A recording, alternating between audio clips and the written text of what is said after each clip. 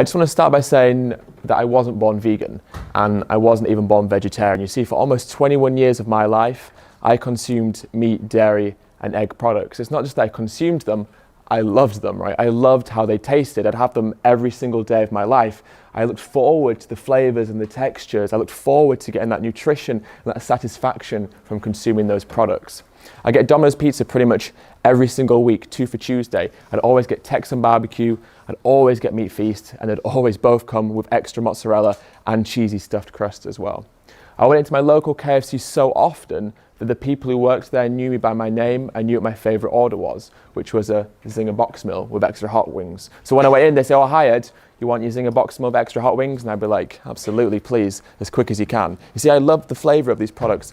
I really enjoyed them.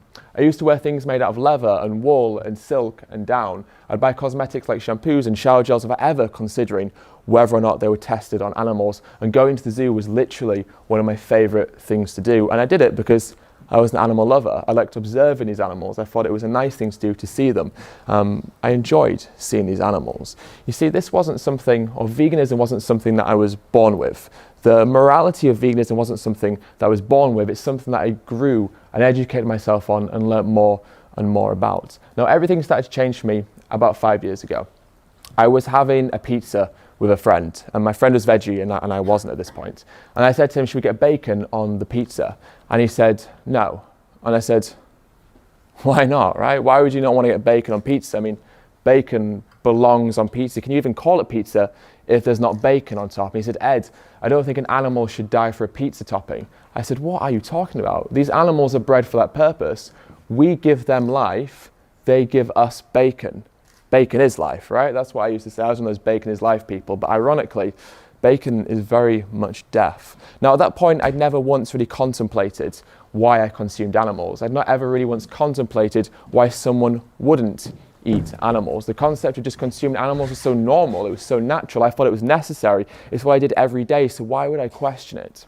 Now, 4 years ago, around 4 years ago, May 2014, I came across this story in the news. It was in the BBC News.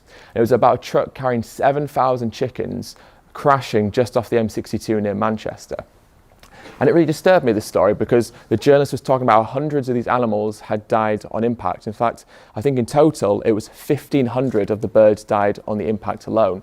But what disturbed me even more was that there were hundreds more of them that were alive. But they were mutilated. They had broken bones and broken wings. Their faces were literally hanging off, and I saw pictures of it. Their faces were hanging off, their combs were hanging off, their beaks were hanging off, and they were alive. And they were suffering, and they were in pain. And I remember reading this article and thinking how horrible it must be for these animals, what terrible suffering they must be enduring. But at that very moment, it dawned on me that in my fridge, there was chicken breasts and chicken thighs and yesterday's KFC.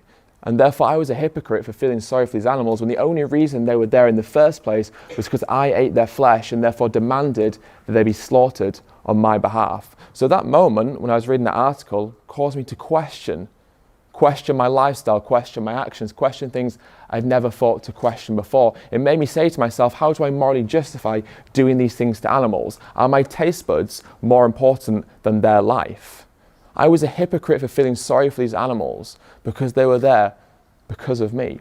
So I made the choice that day to change my lifestyle, to change what I ate. I became veggie, and then I learned more about the dairy and egg industries and eventually became vegan. Now, the purpose of what I'm about to say to you and the purpose of this film isn't to make you feel bad. It's not to say that you're a bad person, because quite simply, that isn't true. It's not to say that you're consciously living an immoral lifestyle, because again, quite simply, that isn't true. The purpose of what I'm going to say and the purpose of the film is to make you question yourself in the same way that that truck story or the truck crash story made me question myself. It's to make you maybe question the lifestyle that you've been living all your life and make you ask the questions that I asked myself. Are my taste buds more important than the life of an animal? How do I morally justify taking the life of an animal if it's unnecessary? These are the questions, the rhetorical questions that I was forced to confront within myself, and hopefully maybe you'll question yourself with. Now, if you get an idea and you put that idea into society long enough, it becomes a societal norm. Now, if you keep fueling that societal norm over time, it forms part of society's culture. You pass culture on generation to generation, it becomes tradition. Now, we need only look across the world right now to see that culture and tradition are not good benchmarks for morality. Let's just consider first off that in some cultures across the world, it's acceptable to treat a woman as less than a man. We would hardly consider that to be moral. In some cultures, it's acceptable to perform female genital mutilation, but again, we would hardly consider that to be moral, even though it's very much a traditional practice. Let's apply this logic and way of thinking to a situation where it's non-human animals that are being oppressed. The Yulin Dog Meat Festival is an annual festival where tens of thousands of dogs and cats are bred into existence, they're mutilated, they're killed, and ultimately, they're eaten. Is it therefore moral to kill and eat a dog if doing so forms part of the community's culture or tradition? What about in Bocknell, where again, an annual festival where tens of thousands of dogs and cats are killed? Is that moral? What about in Japan, where every year they slaughter thousands of dolphins? Is that moral because it's traditional? Or in the Faroe Islands, where every single year they slaughter thousands of pilot whales? Again, is that moral because it's cultural?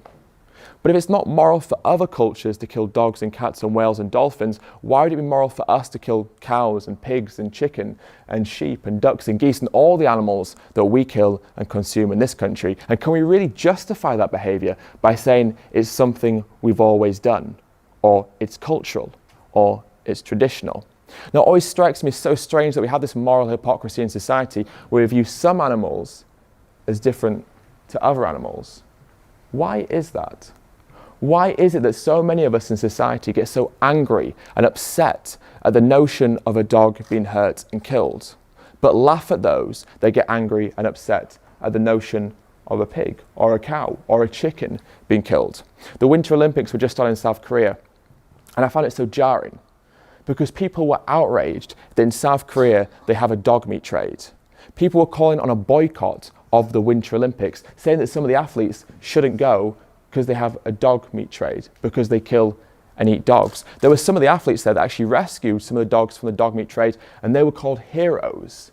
They were seen as heroes, as animal rescuers, as lovers of animals. But while they were rescuing those dogs, they were going back and eating chickens and cows and pigs. Why is it that we have this moral distinction? After all of these animals are alive. They all think, they all feel, they can all suffer, they can all show compassion and receive compassion. And most importantly, they all deserve to receive compassion. So what gives us the right? What gives us the right to arbitrarily point the finger and decide who lives and who dies? What gives us the right to inflict pain, suffering, and ultimately death onto an animal that wishes to avoid pain, suffering, and ultimately death?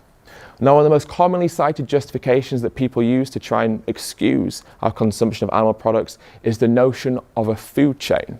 Now, food chains are incredibly important. They help maintain natural ecosystems. They help maintain natural population sizes of wild animals. Inherently, ecosystems help maintain the ecology of the areas of the world in which they exist. They are fundamental to the survival of those ecosystems. Now, what we do to animals when we selectively breed them, when we forcibly impregnate them, when we take their babies away from them, when we mutilate them, when we exploit them for what isn't ours, like their milk and their eggs, when we take them to slaughterhouses, hang them upside down and cut their throats, has nothing to do with a food chain. It resembles nothing like you would see in the natural world. It has nothing to do with maintaining healthy population sizes or maintaining the ecology of environments. What we do to animals cannot be compared to a food chain because it couldn't be further detached from a food chain. Now, if I brought a pig into this room now, say a live pig, and I said to you, kill this animal using what you were biologically given, because all natural animal eaters in the wild kill the prey that they eat using what they were biologically given, which is their claws and their canines. So if I said to you, kill this pig using what you were biologically given, how many of you think you'd be able to do that? I mean, let's be honest, when you try to maul that pig would probably roll over and accept a little tickle off you. And let me tell you that pigs absolutely love belly rubs. If anyone's ever spent time with pigs, you can vouch for this. They love belly rubs. So when you were trying to maul that pig would roll over and accept a belly rub right there in front of you. You see, the utensils that we have for killing are very rudimentary and very crude. We're not effective predators. But let's say, for the sake of argument, that you do kill that pig. And now in front of you is not only a dead pig, but that pig carcass is now open. You've effectively butchered the pig, and in front of you lays the open carcass of that once living pig? Are you going to eat the raw meat? What about the organs, like the intestines and the cartilage and the tendons and the ligaments and the brain, all that nasty stuff that we don't like to think about? Are you going to eat that? Are you going to eat around that? What always strikes me as strange is that when people see these parts of animals, they say that it puts them off their food. When people see graphic content like this, they often say to me, I don't want to see that, it'll put me off my food. Why? Why would seeing the process of how meat and animal products turn up on your plate put you off eating them? If you were naturally meant to eat animals, not only would you be able to watch them being killed, you'd be able to kill them yourself. Yet so many of us feel the opposite of hunger when we see animals being killed. We feel repulsed, we feel angry, we feel sad, we feel frustrated. We don't understand why they're suffering so much. If we were natural animal eaters, this wouldn't faze us at all. Yet that's one of the most common things that people say to me. I don't want to watch the documentary because it'll put me off my food. Why is this? How many stories do we see in mainstream media, but also in social media, of people, say, eating their KFC and they find like a piece of chicken brain in their KFC and they're outraged, they're so angry, they tweet at KFC and they say, KFC, how dare you? I found a piece of chicken in my dead chicken meal. In fact, there was a headline that said something like, students find dead chicken parts in their fried chicken. Well, what else are you expecting to find? It's a fried chicken box meal. Of course you're going to find dead chicken parts. But you find a piece of brain or a piece of kidney or something that you didn't expect to find, and all of a sudden you find that repulsive, or they find it repulsive, and it puts them off their food. Is that not strange? Why do we find the body parts of animals abject if we think that we're supposed to eat them, and that we're naturally designed to eat them? Say I bring a cow into this room now, and I present you all with a freshly sharpened knife. And I say, who of you will cut the throat of this cow? Would any of you volunteer to do so? Say instead of a cow, it's now a 6-month-old lamb that I bring into this room. And I say, who of you will decapitate this lamb, cut their leg off, and have a lamb shank? Would any of you do so? More importantly, let's say someone did volunteer to do so. How many of you would object? How many of you would oppose that person killing the animal, stop them, or at the very least turn away, walk out and pretend it's not going to happen? Say you're walking down the road and you see someone beating and abusing a dog. Do you step in? Do you intervene?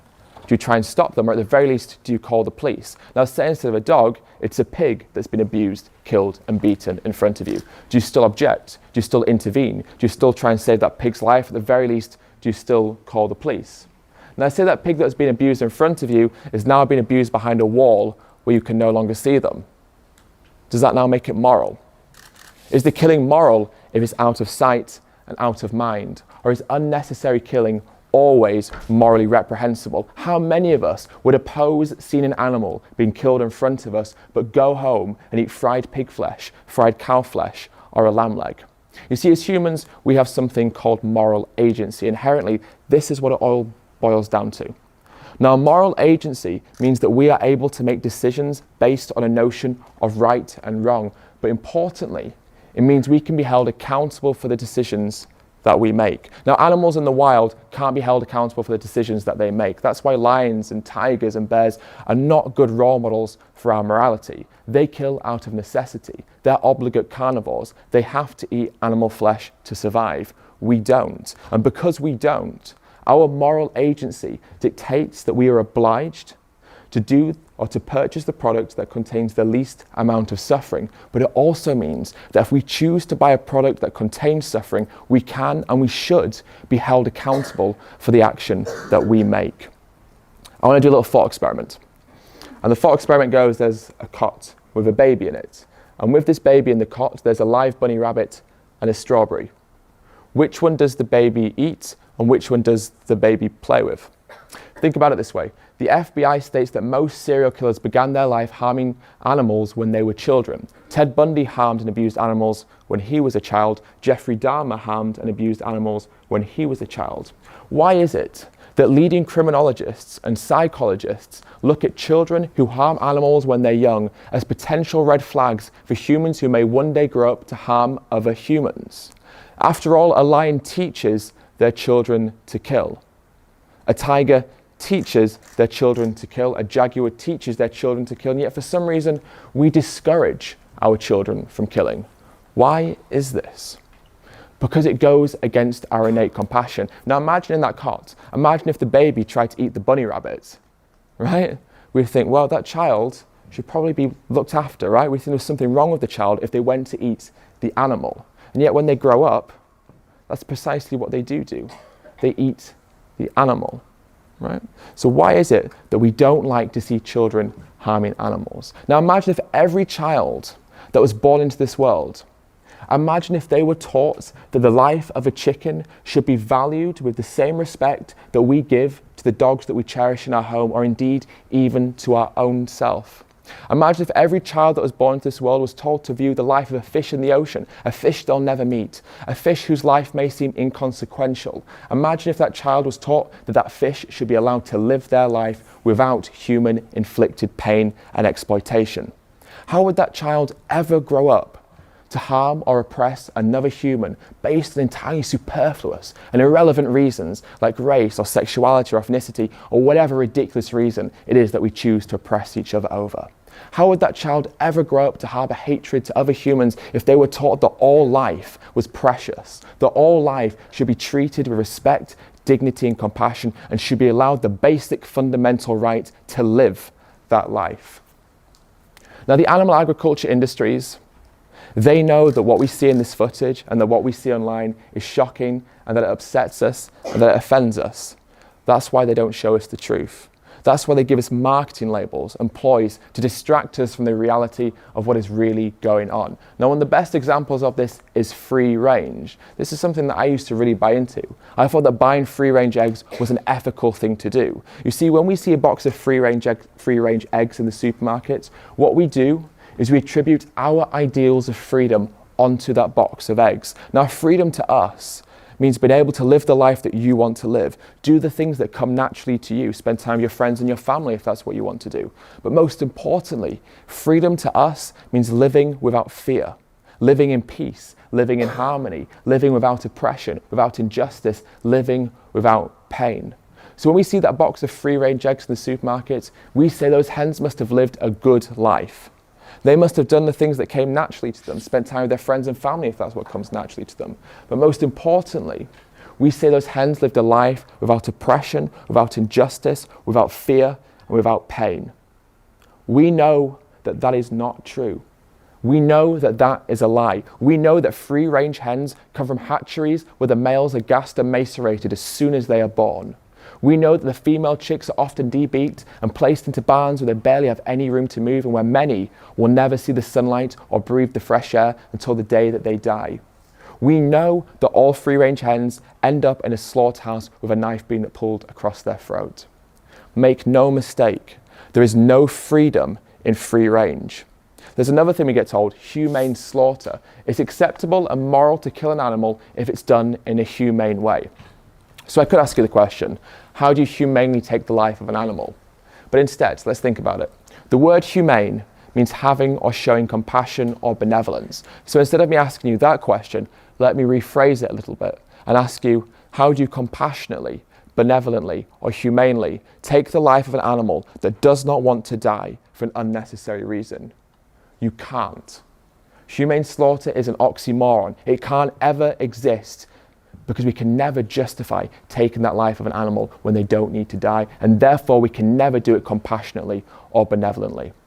Another thing we often get told is happy cows produce happy milk. This is something we're going to hear a lot more in the future, I guarantee you. Happy cows produce happy milk. Let's think about that for a second.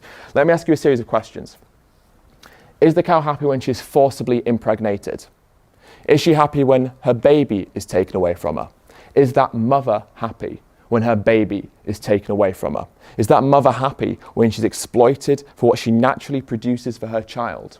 Is she happy when she's loaded into a truck or a trailer and taken to a slaughterhouse? Is she happy when the bolt gun is placed against her head and the knife pulled across her throat? Again, make no mistake, there is no happiness in the dairy industry.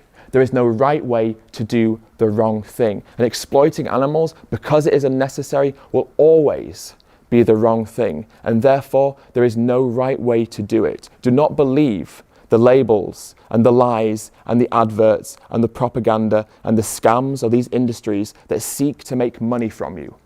They operate on supply and demand. The only way they can function is if people buy these products. And people aren't going to buy these products if they know the truth behind them. So instead they lie to us to make us buy something that otherwise we would not want to buy, because then they make money from us. Then they can profit from us. Then they can profit from the exploitation of animals. It is a lie. They have vested interests. Remember that when you see those labels and those pictures of happy animals.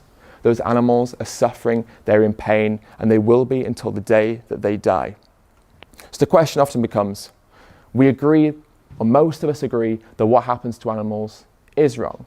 And perhaps it is immoral. So instead of abolishing the industries, why don't we just improve the systems? Why don't we just make the farms humane? Why don't we make free range mean free? Now the reality is, even if we were environmentally and economically able to give all of these animals that we consume big, green, lush pastures, open fields, and allow them to do what comes naturally to them, even if we found a system where we didn't have to take their babies away from them, where we didn't have to mutilate them, where we didn't have to forcibly impregnate them, we will always, always, always have to take their life from them.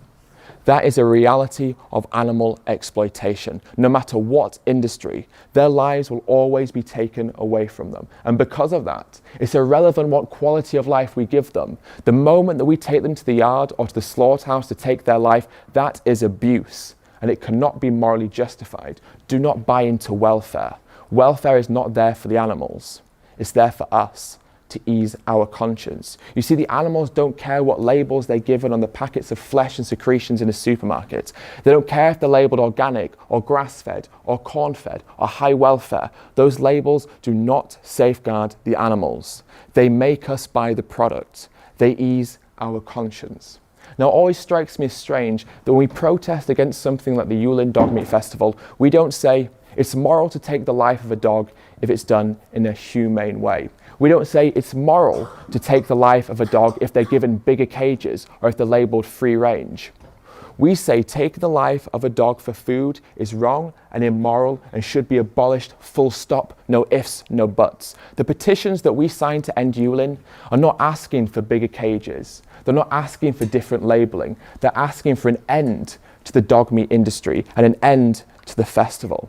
So let me ask you, if the Labrador steaks that are being consumed in Yulin, if they came with an RSPCA approved seal, would that make it moral? If the minced chihuahua being consumed in Yulin, if that came with a red tractor approved seal, would that make it moral? If we brought all the dogs and all the cats that are being killed in Southeast Asia, if we brought them to this country, took them to British slaughterhouses and killed them in the exact same way that we kill the animals in this country, would that make it moral in your eyes? And if it wouldn't, why on earth would it be moral to kill the animals that we eat using these methods? If you have companion animals at home, say like a dog or a cat, a hamster, a rabbit, a gerbil, whatever animal it is, if you have an animal at home that you love and whose existence you cherish, if they needed to be put down and euthanized, would you take them to a slaughterhouse to have that done? And if you wouldn't, that should tell you all you need to know about how humane a slaughterhouse can be. Now, animals have one chance at life. They have one existence. Who are we to take that one chance at life away from them because we value the taste of their flesh and their secretions? A meal to us lasts a matter of minutes, an inconsequential amount of time. It's a meal that we forget about as soon as we've finished. But that meal has cost the entire existence of an animal. We take their life for minutes of pleasure. What right do we have to do that, not only as a species, but as individuals? Let me ask those questions again.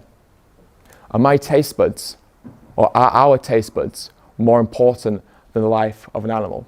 How do we morally justify doing these things if it's unnecessary and if we don't need to?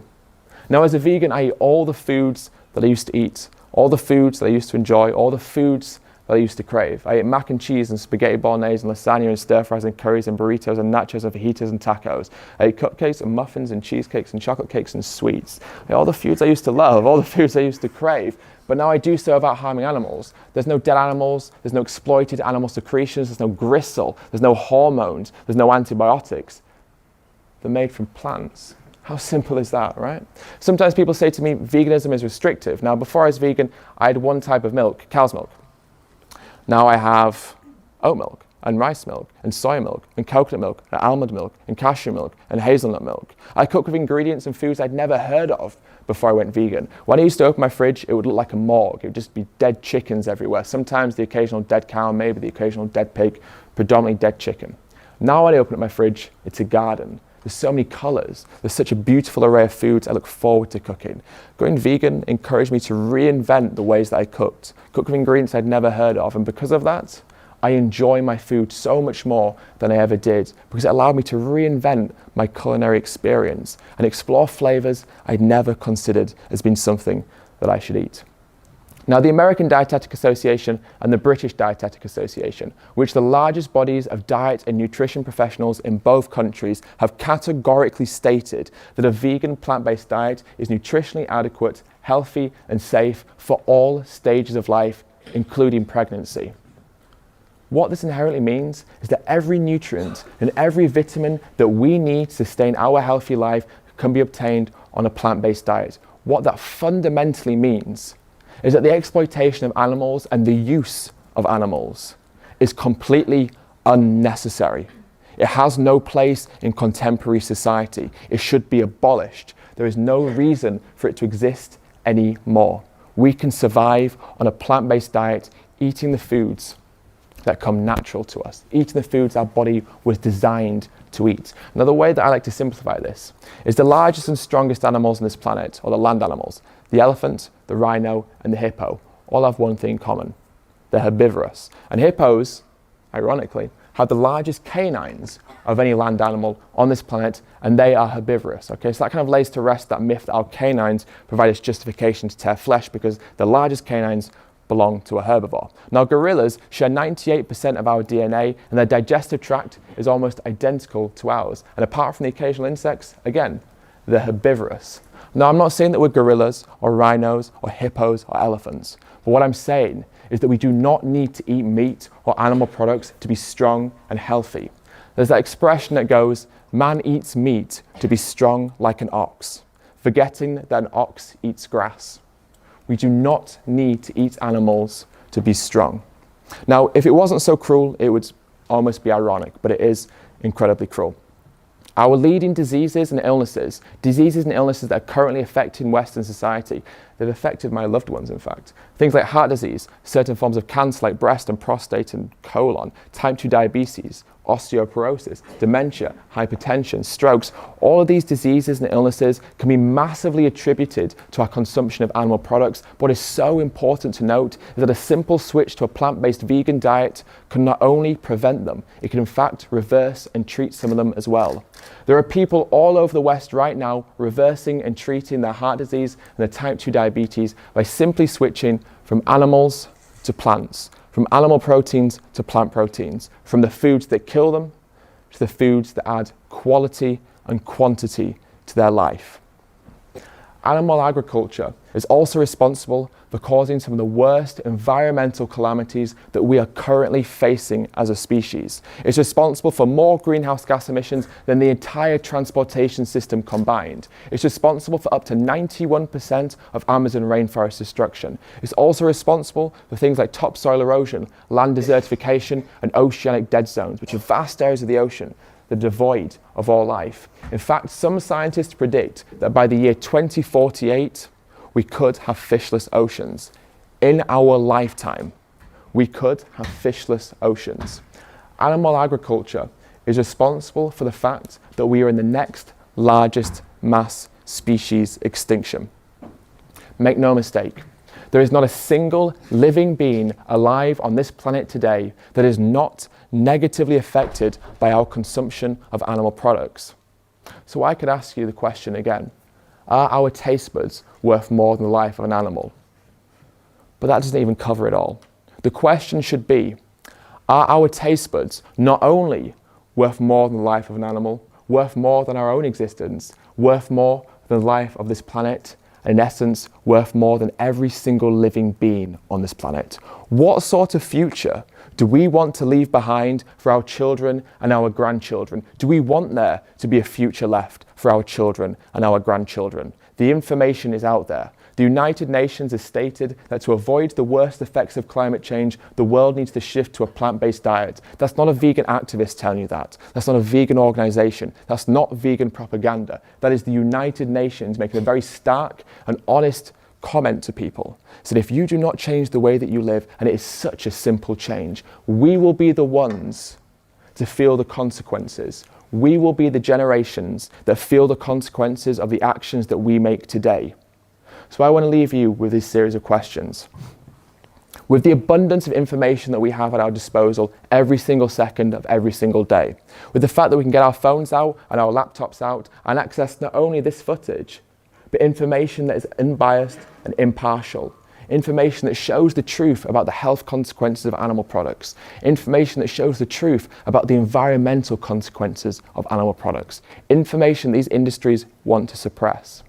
Is the fact that we can access that information, does that mean that we have the moral imperative to start asking ourselves questions?